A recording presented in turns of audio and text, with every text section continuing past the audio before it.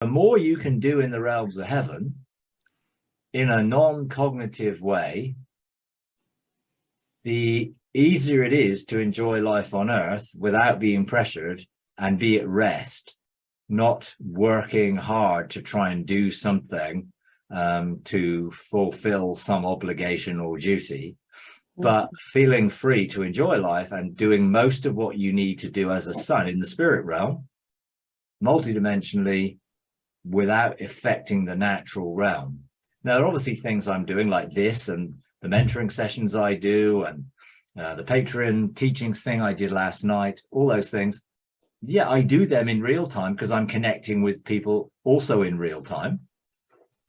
But I also can choose at points to not be constricted by that mindset and be free to expand a moment. And the longest I ever expanded a moment into, I think, was 3 or 4 months.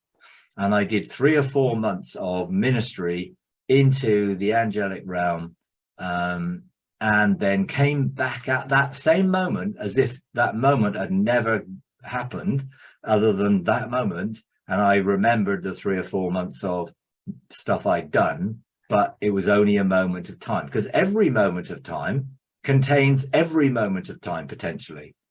It's only our own restricting of thinking of past, present, future that limits, oh, that's gone.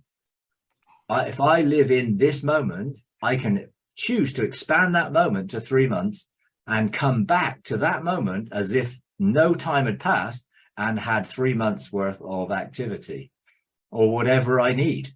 And that was, I think, the longest time I ever needed to do something. And I had the memory of what I did. Now, sometimes I don't need the memory of what I've done because it'll be there if I ever do need it, but I don't always need to fully remember everything I've done. So I live in that sort of type of moment of expanding time and thinking about the reality of choosing the realities. And, you know, sometimes I've contracted time. So I needed something done in a, you know, I needed to get somewhere. So I've contracted the hour into 5 minutes and got there in time, all that sort of stuff. It really comes down to, can you choose that sort of reality without being double-minded? Because if you're in doubt or unbelief or double-minded, it just won't work. You have to have authority and know it and use it in that way. And it isn't an opportunity to waste time. Oh, great, I can expand this so I can just waste my time doing nothing. Not that doing nothing is a bad thing sometimes. You know, being at rest and enjoying that sort of abundance of life is good. But it's making sure that our lives are in that state where we're living at rest and we're not striving in that way. So time really is a thing. I don't believe that there is a fixed future. So I believe the future is there for us to walk into and choose to create, and then it becomes history once we've established it.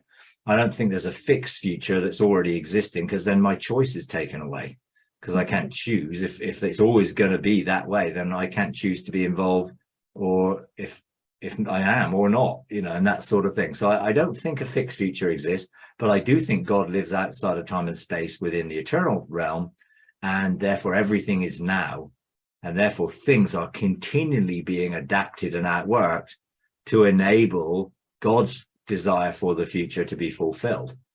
But he gives us the responsibility to do that creatively through us, which means we're not having to do it one fixed way, but in a creative sense, we can choose how we do what God's calling us to do. And that involves also choosing the time we take to do it and when we take the time to do it by choice, rather than by being forced by time constraints and being forced by deadlines and being forced by a mindset that says I am being controlled by either time as a concept or other people's